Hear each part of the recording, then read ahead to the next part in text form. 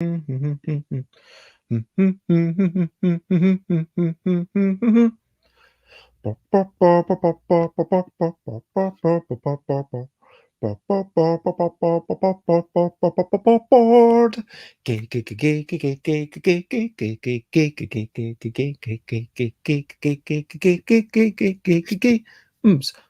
games, boards games, it's what I'm talking about. Boards games, boards games, I'm not gonna shout. I am starting off a streaming with a little bit of singing, and I am going to talk today about some games that I happened to play last night when I went to the pub. There were 4 people playing Trajan, and that left 2 of us. And we played Martian Chess and Twin Win and Trek 12 and a game about finding pairs of creatures that are totally different as quickly as you can. Those are the games that you could say I ran. Hey, good morning, good afternoon, good whatever it is, wherever you are. And this is another episode of Bezzy Beats and Briefer Blether. I sometimes talk about board games, sometimes we don't talk about board games. Today there will be a wee bit of board game talk, and there will also be some beats. I will be going, might even plug in the keyboard, who knows? Yeah. So, let me first share a screen and pew, pew. There we go. And I'm going to try and get this all started. As usual, I am not super organized. I'm going to plug in my keyboard and we'll see what happens. But actually, before I do that, we might as well just start up on the recent highlights, living life and seeing the sights, recent highlights, playing games and other delights, recent highlights. So, yeah, what are some recent highlights for you? If you are watching this, then let me know, what have you been up to? What did you get up to yesterday? Was it a good day? Did you manage to do something that made you smile? Was there anything that you felt, yeah, I've got a sense of achievement about that? How are you doing? Yesterday, personally, this is something that Chris made. I asked Chris to make this. I said to Chris, hey, could you make an image that says you're brilliant? And then this was the first version. Then there was some tweaking. The second, and then the other side is, keep it up. You are brilliant. Keep it up, because I believe that humans are generally brilliant. And so the idea is that it's going to be like a business card, but it's not really a business card. I mean, I'm not going to give it to people to show, hey, these are my emails or this is my business or anything. It's just, hey, you are brilliant. Keep it up. And then I've got 5,000 of them printed. And yeah, if you want some to be able to give to people, then let me know. And you can just be like, hey, you know what? You've made my day a little bit better. And maybe there's someone who was nice to you. Maybe there was someone who was just made you smile by doing their job. Maybe someone did you a favor and you just want to say, hey, thank you. Or someone, you want to just give a bit of appreciation to. You can just give them one of these cards. Alternatively, I'm thinking that, again, because humans are generally brilliant, I can just give them to random people at conventions because they're probably brilliant. What else happened recently? Well, I did watch quite a bit of Buffy the Vampire Slayer. I also shared a few pictures that I don't believe I have shared before. These are from Stacey Gisby, who made some amazing acrylic renditions of one of my wee whimsical creatures. The idea is that Stacey is going to do different colored versions. Every version is going to be unique, like a different color scheme or a different creature, because I do have quite a few different creatures. And yeah, if there's something that Stacey would like me to simplify, then I'll do that. Hopefully we might have like the square one. And yeah, I'm really excited to get a bunch of Stacey, and then we'll start collaborating and working together. If there's anything that you would like to go on the back, I mean, these could be brooches, they could be, I mean, they're a bit big and kind of pokey to be hair clips, but they could be like statement pieces. Yeah, tell me what you think. And then going to yesterday, I played a bunch of games. I did eat this it was quite tasty, okay? So I can't remember what this was called, but it's got crunchy wrap on the outside, chicken on the middle, sour cream, feta cheese on top, and I paid extra for the pico de gallo, I think it's called, which is basically tomatoes and onions mixed together, on which you can see on the side. There's salad underneath. Now, the crunchy thing, it was nice, but it was so brittle that the first one I picked up, it like collapsed and it made a wee bit of a mess. Like, not a big mess, just a wee bit of a mess. And the chicken inside, it was nice, but it wasn't particularly juicy. It felt a little bit dry. I'm not sure I would have this one again, but it was tasty. I'm not like super disappointed or anything, just a wee bit disappointed. Conversely, because I'm all about tasting things, I'm all about tasting new things. I love this.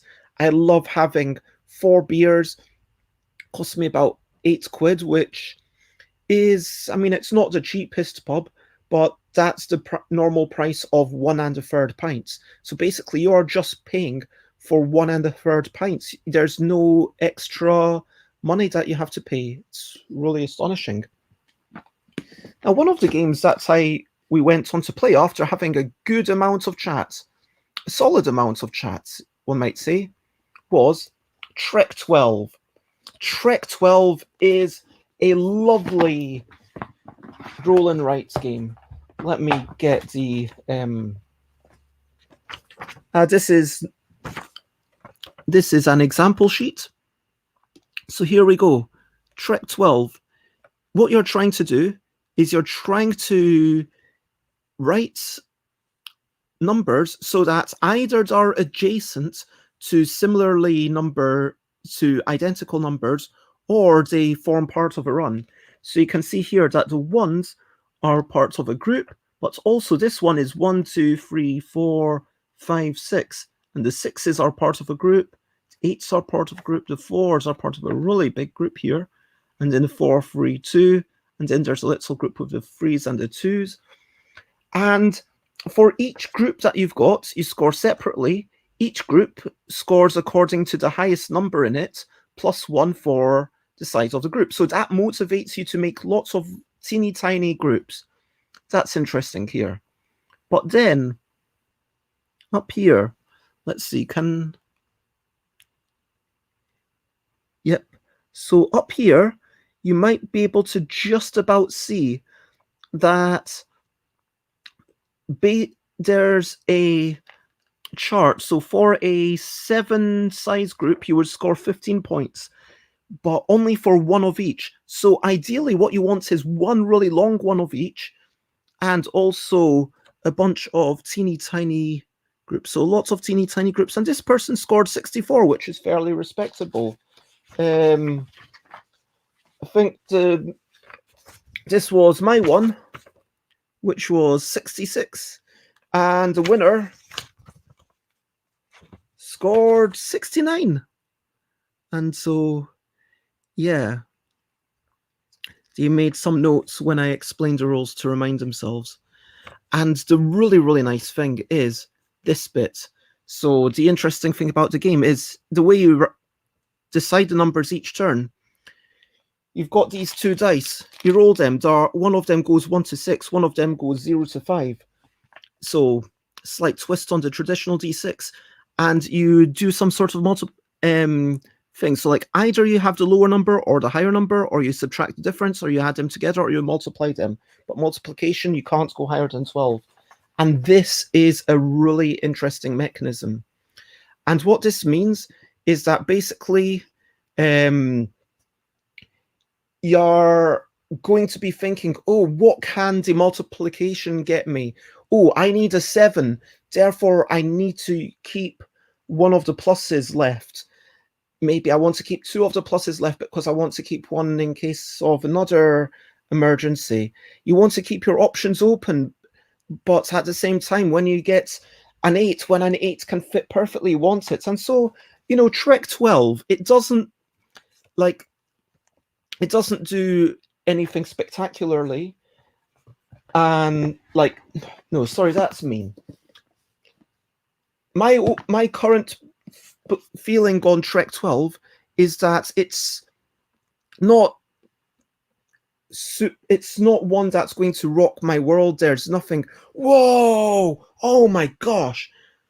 And I was slightly disappointed by the fact that, there's something that's made of it, the first Roll and Write legacy game. And the legacy parts, I peeked ahead, they are a little bit underwhelming. They don't change the game as much as I would like, but the game itself is just done really well. If you like that sort of, oh, how am I going to change these numbers? If you don't mind a wee bit of arithmetic, it is a quality game. And I'll say that, yeah, out of the 4, 5, 6, 7 people that I've played it with, only one person has said, no, I'm not going to play that again. And that person does not like roll and writes. So if you like roll and writes, this is definitely a game for you. Second game that I played is a game about quickly finding pairs of totally different creatures. So in this game, oh, there we go. Those two are totally different. They've got different eyes, different mouths, different bodies, and different legs. There's 4 aspects to each creature. And if any of those aspects are the same, then they're not totally different. So here's another pair. These two. Oh, these two are totally different as well. There are. Here we go. Here's 2 that are not totally different because not only do they have the same types of eyes, but also the same types of legs. There are a whole bunch of different creatures. These ones have the same sort of bodies and the same eyes. These ones have just the same legs. And there's going to be a bunch of them on the table. You find 2 that are totally different, and that's it. It's a speed game. It's a speed game. I've played it with a few folk. Everyone seemed to enjoy it. It's not going to set the world alight, but it seems like a nice little speed game that does something slightly different to other speed games, because it's not, hey, find something that matches. It's find 2 things where nothing matches, and I'm moderately happy with how it's gone. Might do a little bit of playtesting. And now the next game that I wanted to talk about that I played last night is Martian Chess. Martian Chess is a lovely game. I've got the Pyramid Arcade, I've got the 4 games, although I've still not played Homeworlds. I'm hoping to play that soon. And Martian Chess is a lovely game which is about moving your pieces and capturing your pieces, similar to chess or drafts or Elementos or any number of other games.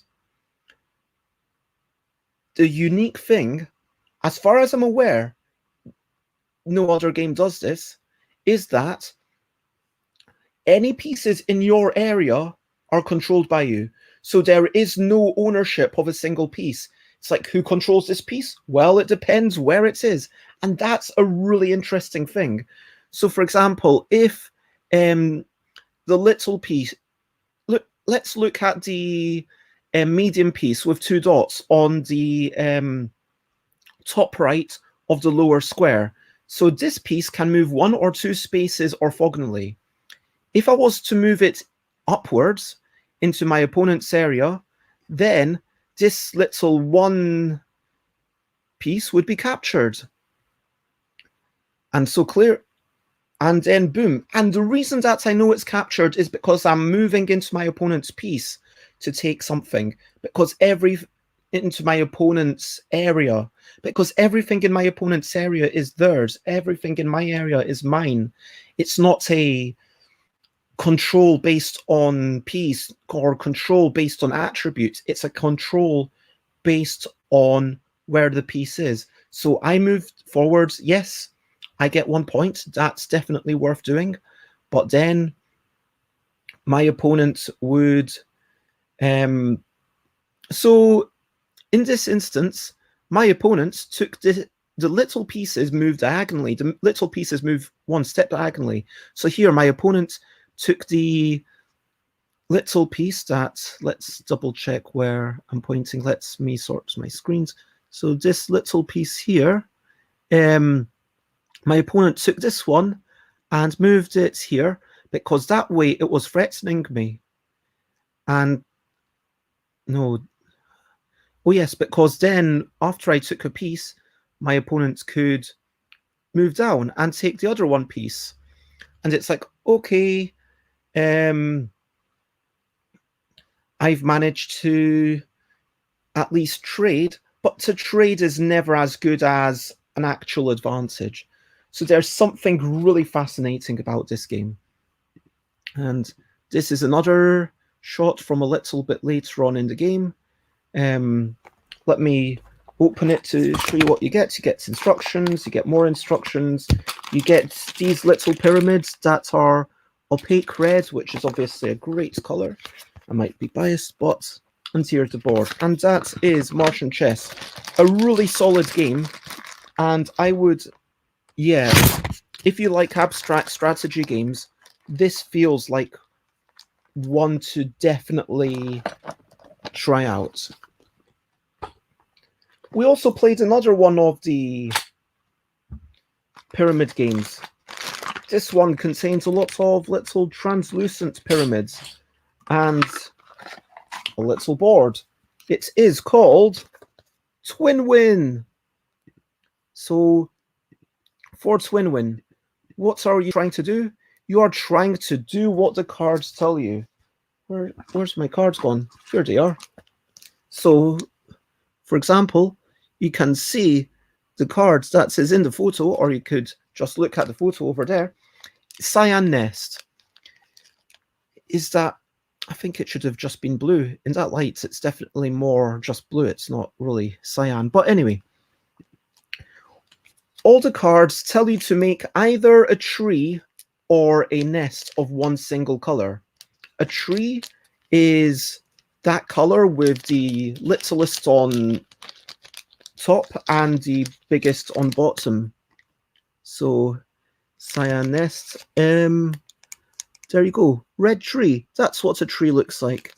And there's a tree and a nest for each of the 5 colors.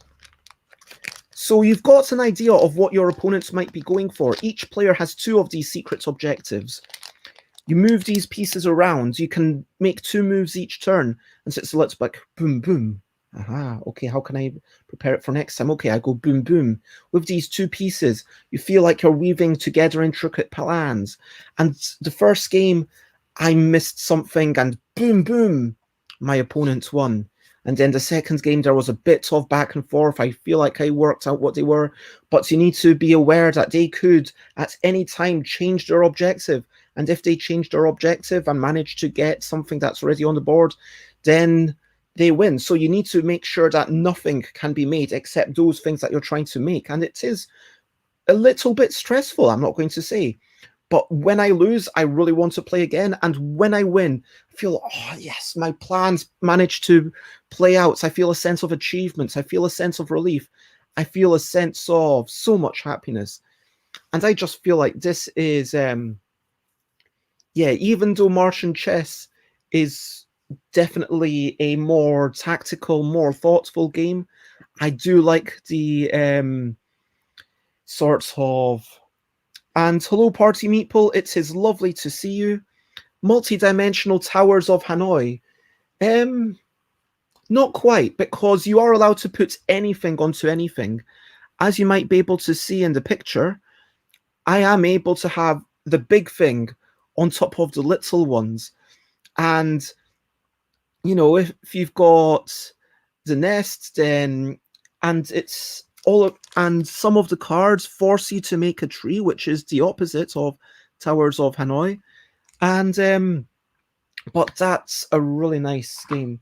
And also, the interesting thing about this, while I'm kind of giving a little bit of a review, is this box is called Ice Duo, and it's based on Ice Dice and Twin Win, and it gives you 5, 10 times 3, 30 little pyramids.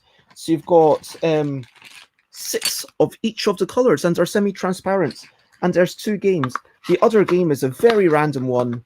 It's called Ice Dice. Ice Dice is, I believe, here you only get enough for 2 players, but if you're playing with 2 players, if that's something that you often do, I would definitely suggest this one, because one of them is a random game about rolling these 2 little dice and taking pyramids and trying to get sets, and sometimes getting rid of things, and then the other is a thoughtful game about, ooh, what might my opponents have, how can I avoid letting them make things. And yep, I'm really, I really feel like this was worth the money. So this, just for the record, these are ones that I personally paid for. This was a review copy that I talked about, and of course, I hopefully don't need to explain that this is my own creation, and so I am biased about all of these things for different reasons. Hello, CD. It is lovely to see you this morning. I hope you're generally well. I've just been talking about the games that I played last night at the pub at Haringey Board Games Social. If you are based in London, then seriously, look me up. I am not a particularly private person. If you want to play board games, if you're popping through London sometime, then let me know. But I know that might be unlikely. For now, yeah, exactly. It has been lovely, and so yeah, all of us kind of hanging out. But for now, let me pop this up to, and it is time for questionably quick questions. That's the next section. You can ask or ask for an introduction. It's the questionably quick question section. Questionably quick questions. Yay. So if you have any questionably quick questions, then please feel free to ask me. If you want to ask me, as always, anything that's silly or ridiculous or something you've wondered about myself, if I feel like it's beyond the line, I will say, no, that's not something I would like to talk about. You can ask me about games or anything. Now, whilst your CD says so, apparently it's likely that CD will be here at some point, but not for a while. Well, definitely, if you are planning a trip to London at any point, then do let me know. And in the meanwhile, let me talk about a brilliant thing. What's a little thing which is brilliant? Yeah, I'm going to go back to what I said at the start of the show, which is you. You are brilliant. I mean, just I think that people, you know, you are brilliant. And I think that it's, look, I don't know you as well as would like. Some of you I've had a chat to, some of you have kind of talked, you know, wee bits to, but I feel like all humans have the capacity to be brilliant. And I think that humans, by their nature, are quite brilliant. And so you have brilliant parts, and I think you are brilliant. So I think you should kind of just, when you're feeling like, no, you are brilliant. Just you are brilliant. That's it. So let's see. Can we have the container of little notes back again? Oh, you want to do the do task, add task. at some point, I'm going to say right now, so these are the questions, be quick questions. So firstly, I'm going to say, yep, for those who aren't aware what CD was talking about, there was a while where people would write little notes, and I did put them all somewhere, but I don't know where, and that is part of the issue. The other part of the issue is that I am trying to, for the next few weeks, work out how to slot this kind of into my life. I'm starting to reach out to people. I've reached out to like Tim Fowers and some authors who've done writing for like Terraforming Mars and Keyforge and other things, and I'm sorting out things of, hey, come onto my show please, and I want to chat to people on the show, but for now I feel like I want to just try and work out a way to have it be me talking about stuff. On Friday, it will probably literally be me on my phone. Tomorrow, it will literally just be a 10-minute show. That's the way that Fridays are going to be. And if I'm playtesting in the morning, if I'm at a convention one day, it will be like, hey, this is Bez, and let me show you around. This is where I am. And so it will be kind of like Bez on the road. Yeah, it'll be like figuratively on the road. I won't be literally on the road. I mean, I did do it last week, but it was from the pavement, not from the road. So I was doing it while I was walking. But anyway, so I appreciate you kind of being okay with that. But thank you for bringing up. It is lovely to hear that they were enjoyed. And I am going to do some sort of stream element. Yeah, I'm going to do some sort of stream elements rewards eventually, like some sort of, hey, I will play this song. And yeah. Now, Party Meatball says, what came first, doodling the noisy monsters or the idea for the noisy monster game? Oh, definitely the latter. So, yeah, I started writing a designer diary for Board Game Geek, and then I wasn't quite finished. I was up to about 3,000 words, and I wasn't quite finished my story. So, yeah, possibly I should have just split it into a part 1 and a part 2. I will talk to Eric Martin because although the front page, it was going to be destined for the front page. So I feel like those front page stuff, they normally don't have a part 1 and part 2. Anyway, the point is, the way it started was in January 2021, this year. I was inspired by Michael, Idol Michael, you know, Michael J. Fox, the designer of Holding On, The Troubled Life of Billy Kerr. So Michael J. Fox ran a short design contest in December. I made a game. I'm very proud of it. You can go and play it. It's called Make a Word Search. Please look for it on Board Game Geek. If you like word games, it's a free-to-play game. You can get all the rules. All the additional stuff you need is a book and pencil and paper, and that's it. Anyway, it's a flip and write, but you flip the pages of the book, so it's kind of a read and write. Anyway, I was inspired by this. I felt, wow, that was great fun. I should do something similar. My friend wrote down a few different ideas for inspiration. I said, please write down a whole bunch and I'll look through them on Friday and on Friday nights, and I'll share them with everyone on Saturday morning. Saturday morning, you can still see the stream. It's up on YouTube and also Facebook, where I start off, and one of the bits of inspiration from my friends was the sound of an animal. I thought, oh, what can you do with that? What can you do with the sound of an animal? What if you were making sounds and people were trying to guess the animal? Well, you can't have just normal animals. That would be boring. What if you had interesting animals? What if you had weird animals? Okay. What if you were drawing animals? And originally, the drawing of the animal was part of the game. So it was a game about drawing animals and then making sounds that the animals would make. But then drawing animals took too long. Drawing animals was really slowing down the game because I don't think it could have really been about both of those things.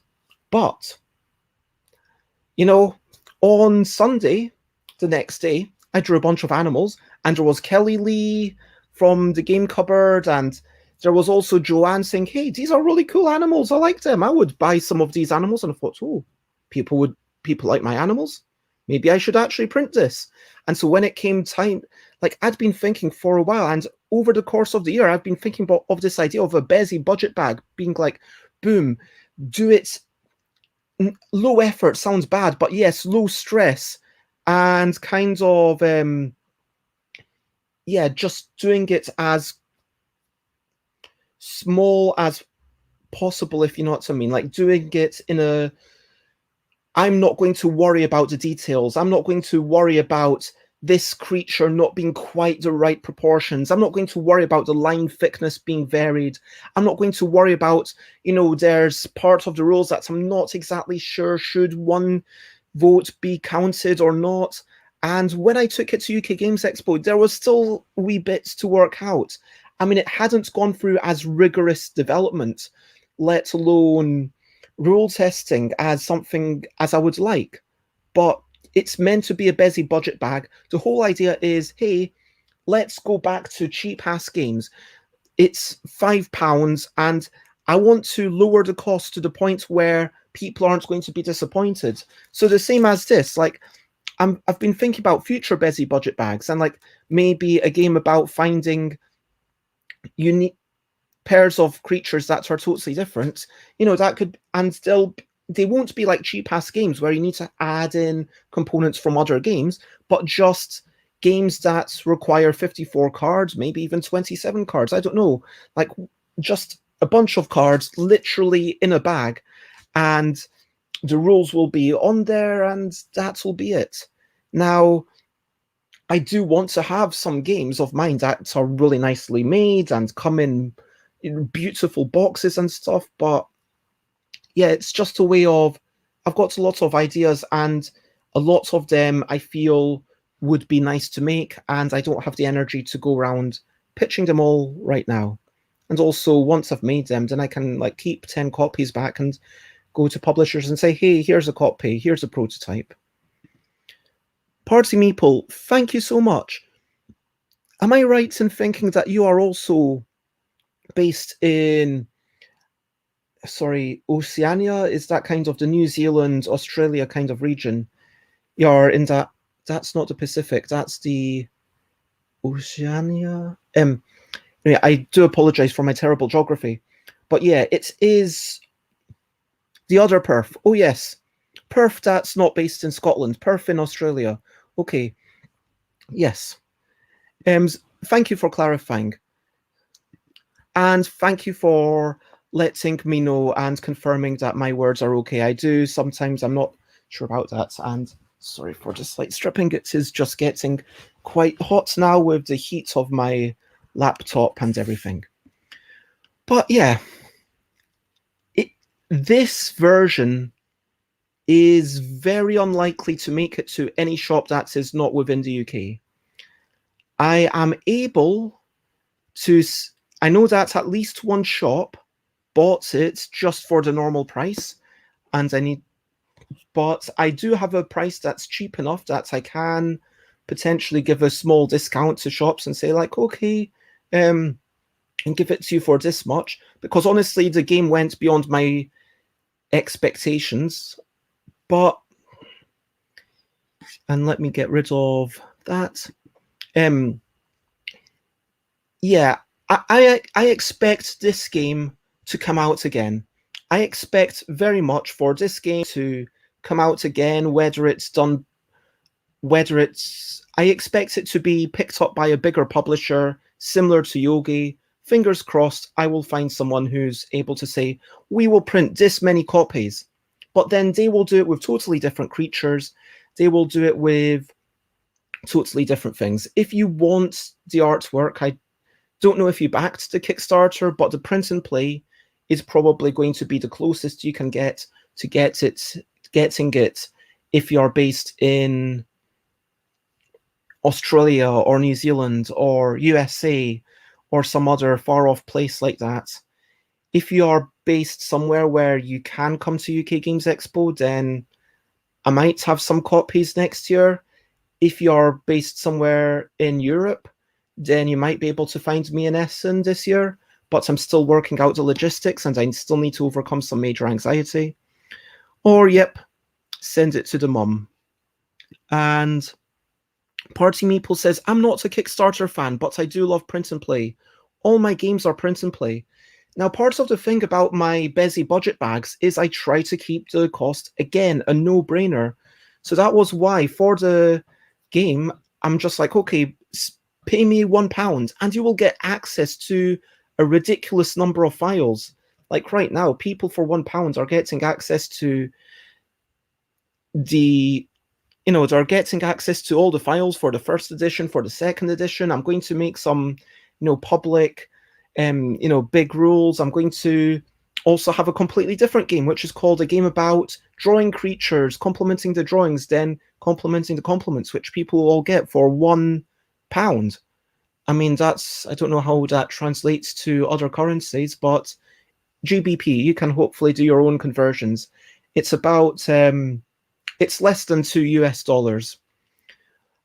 And the reason that I do it at such a low price, because I can see that question coming. Bez, why do you do it at such a low price when after the Kickstarter, I'm planning to still sell the little bags for a similar price, but I'm planning to sell the print and play for maybe £2 or £2.50, something along those lines.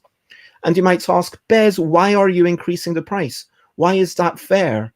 Why should people who backed a Kickstarter pay less than people who didn't back it? If anything, people who backed a Kickstarter, that you get about 90% of the money. And people who don't back the Kickstarter, you get about 97% of the money. Now, the reason for that is because the Kickstarter is less hassle. That's a big part of the reason. And the other part of the reason is because £1, if you pledge £1 for the Kickstarter, then that tells other people about it. It helps the Kickstarter algorithm. And this is the truth. I want as many people as possible to back my Kickstarters, because even if it's £1, if you make a £1 pledge for someone's Kickstarter, it is likely that that will result in much more. Maybe someone else ends up seeing it as a result. Maybe they back for a full copy. Maybe someone else sees it as a result and they back for one of the custom creatures, because I think there was still one of the custom creature pledge levels left. Yeah, there were 9 out of 10 were sold. Maybe someone else sees it and they back for £1. And then the other thing is, like, instead of saying, okay, I need to now, each time someone buys it via Big Cartel, because there's not an automated system for me, I need to email it directly. With Kickstarter, it's like, okay, boom, here's the update. This is the update. You can see all the files here, and I can send it to like 300 people have backed it for £1. And that's a really nice amount. I mean, that's a good amount of income for, and if there were 1,000 people backing it for £1, then would I have had to do more work? No, I wouldn't. And that, I hope you can understand why I lower the price for the Kickstarter, but then I raise. But yeah, for sure, if you are interested in future Bezzy budget bags, which I think that I've started it off, it's going to be in the future £1 for all the digital files and some amount for the physical files, but but yeah, that's going to be my thing. So if you're interested in that, then please sign up to my mailing list. And I appreciate you saying that. Party Meeple says there's nothing wrong with asking for support for a print and play game. Mine are free, but I'd never begrudge anyone else doing it. I appreciate that. And for sure, there are a couple of games that I have given away for free. Earlier on today, I talked about Make a Word Search, which was a game that I genuinely feel it was a really good game. And 12 people at UK Games Expo on Sunday were playing like one big game, and they were all having fun with it. And I printed 50 copies just to give away, to have a bit of buzz about it. And still, I've only got 1 comment and 1 rating on Board Game Geek, which is slightly sad. But And 2016.A, this was a game that I gave away on 2016. But some of the games I'm like, yeah, this has value. There is a lot of work that needs to go into this. I am not going to be drawing, 80 plus creatures and not asking for money. And I appreciate that you're not begrudging that. Anyway, so that's the end of the question by quick questions. I have run over. I do normally try to keep these at 30 minutes. Thank you very much for all your questions. I do appreciate that. So I am going to say, at this point, it's over to you. What are you up to? You can share, but only if you want to. So if you want to share anything that's fun and frivolous or super serious or whatever, go for it. Share whatever you want. What are you up to? What are you going to do? Is there something that you want to do? Something that you need to do? Myself, I have a few emails that I really should be answering. I'm also planning to, I completely forgot. I played a solitaire word game last night when I got back from the pub. It was already like almost midnight, but I then played a word game. But yeah, I need to send an email to all the entrants for the LDEC design competition. I want to send a message to the Kickstarter backers for a game about wee whimsical creatures and trying to identify them after someone makes noises. And yeah, I'm also going to spend a bit of time resting and recuperating. I am trying to, over the next couple of weeks, just do a lot less work and allow myself some time to hibernate. Party Meatball says, today I made a planter box as a birthday gift for a friend. That sounds fantastic. So I'm imagining something like, did you put together the woodworking for this? Did you paint it? Either way, like that. Or did you kind of prepare the soil and put the things in it? Either way, that's fantastic. And that's like something that hopefully will keep life growing and will be a beautiful thing to look at for many months or even potentially years ahead. Fantastic. Well done. CD says, I am going to watch Map Men. I have not heard of this. I'm assuming, so without knowing anything about the show, I'm going to actually scroll up from the comments so I don't accidentally read it. Map Men. Either in my mind, it's a show about people who are, all about working out maps and investigating old maps and being like, okay, does this old map actually match up to reality? How did the old maps change? How did the geography change? How did the map of, the different strata of the earth? That would be quite cool. Otherwise, it could be superhero thing. Maybe like there's a superhero person who can jump into a map and then it's basically a power of teleportation and then they jump out on another part of the map because it becomes real. And wish I could send a picture, says Party Meatball. If you want to, I do have a Discord.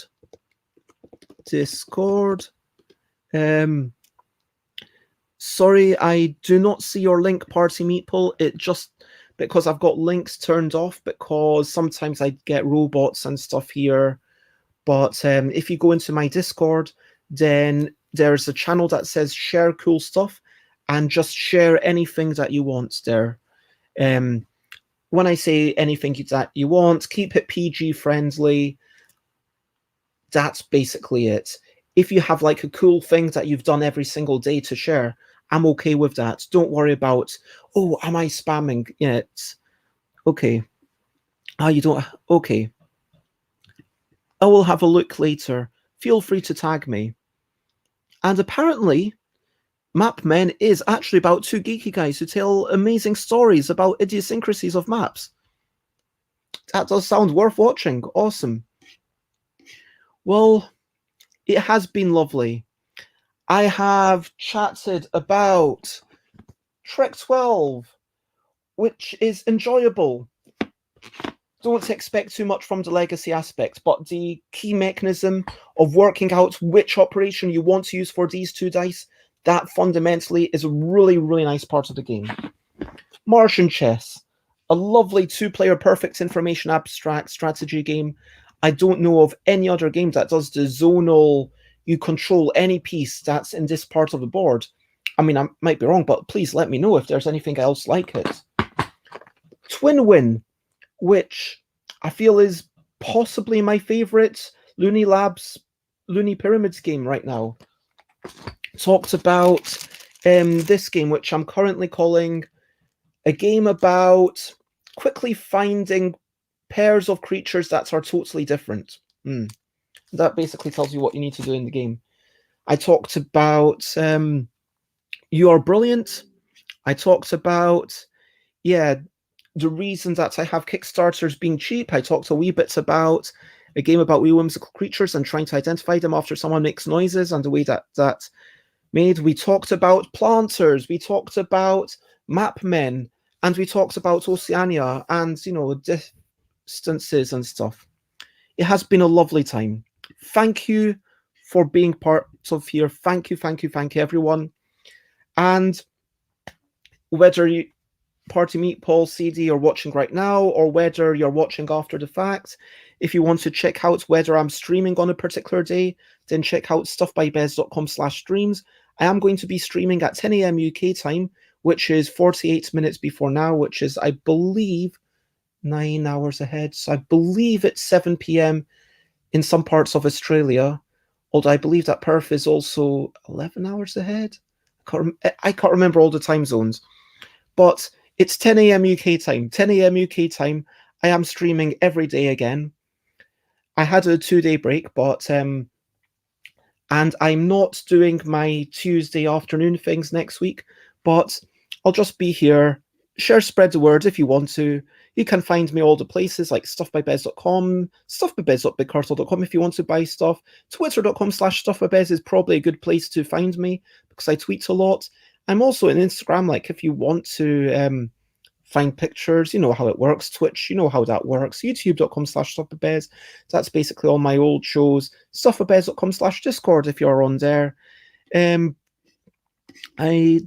is that. And apparently it is right now 5:50 p.m. in Perth, Australia, which means that 7 hours ahead. Okay, so you are a bit closer than most of Australia. Okay, so yep, it's 5 p.m. at Perth. I'm doing that. Thank you very much. I'm not going to raid just now, so for now, that's it. And bye, bye, bye, bye. This is a goodbye song. Bye, bye, bye, bye. Thank you for watching along. Bye, bye, bye, bye. This is the end of the show. Bye, bye, bye, bye. And now it's time to go. Bye, bye, bye, bye. This is a goodbye song. Bye, bye, bye, bye. Thank you for watching along. Bye, bye, bye, bye. This is the end of the show. Bye, bye, bye, bye. And now it's time to go. Bye-bye, everyone. Have a lovely afternoon or evening or night or whatever it is. Or morning in my case. Bye-bye.